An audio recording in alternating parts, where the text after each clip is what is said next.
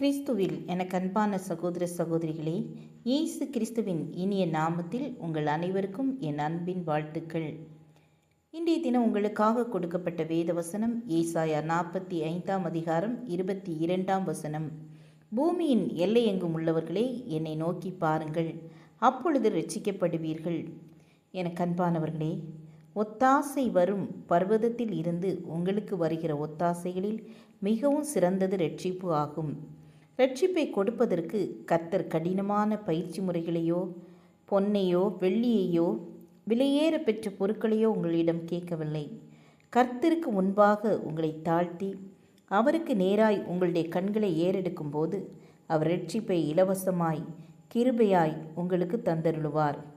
இரட்சிப்பு மட்டுமல்ல, ஆறுதலும் அவரிடத்திலிருந்து உங்களுக்கு இறங்கி வருகிறது. கிறிஸ்துவில் பிரியமானவர்களே, நீங்கள் போராட்டத்தின் பாதையிலே செல்லுகிறீர்களா? சோதனையின் மேல் சோதனை வருகிறதே என்று தவிக்கிறீர்களா? எல்லா இடங்களிலும் துன்பங்களும் துக்கங்களும் உங்களை சூழ்ந்திருக்கின்றனவா? அந்த சூழ்நிலைகளில் உங்களுடைய கண்களை ஏறெடுத்து பெரிய பர்வதமாகிய கிறிஸ்துவை நோக்கி பாருங்கள். நீங்கள் வானத்தையும் பூமியை உண்டாக்கின சர்வ வல்லவராகிய கர்த்தரை நோக்கி பாருங்கள். உங்களை அன்போடு விசாரிக்கிற தேவனை நோக்கி பாருங்கள். உங்களுடைய பிரச்சனைகளுக்கு தீர்வு அவரிடத்தில் உண்டு. உங்களுடைய போராட்டங்களுக்கு முடிவு அவரிடத்தில் உண்டு. அவரே உங்களுடைய துக்கத்தை சந்தோஷமாக மாற பண்ணுகிறவர். பூமியின் எல்லையெங்கும் உள்ளவர்களே, என்னை நோக்கி பாருங்கள் என்று கர்த்தர் அன்போடு அழைக்கிறார். அவரே தேவன், வேறொருவரும் இல்லை.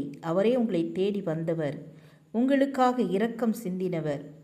அவரே உங்களுக்கு ஆறுதலையும் இரட்சிப்பையும் தருகிறவர். கர்த்தரை நோக்கி பாருங்கள், அப்பொழுது இரட்சிக்கப்படுவீர்கள். கிருபையும் இரக்கம் நிறைந்த கர்த்தாவே, நாங்கள் ஒவ்வொருவரும் இரட்சிக்கப்படணும். உடைய இரத்தத்தால் எங்களை கழுவி சுத்திகரிங்க. பரிசுத்தமான வாழ்க்கை வாழ எங்களுக்கு உதவி செய்யுங்க. இயேசுவின் நாமத்தில் பிதாவே, ஆமீன், ஆமீன். God bless you.